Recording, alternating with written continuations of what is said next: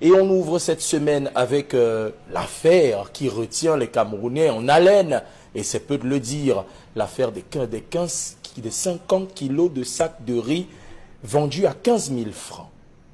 Eh bien, des révélations fracassantes ont été faites autour de ce sac de riz après investigation et recoupement.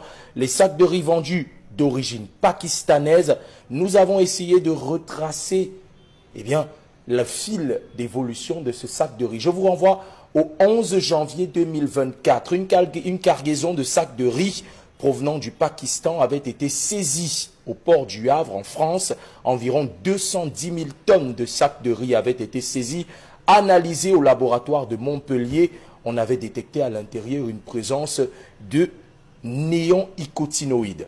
Ce sont des substances chimiques utilisées dans la fabrication de la peinture à huile qui se retrouvaient dans les pesticides utilisés pour chasser les mauvais insectes des plantations de riz.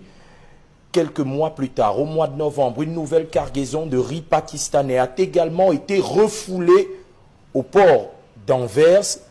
Et justement, cette cargaison de riz présentait également les mêmes similitudes. Le riz pakistanais est donc fortement déconseillé sur le territoire européen et notamment français pour non-respect des normes en vigueur.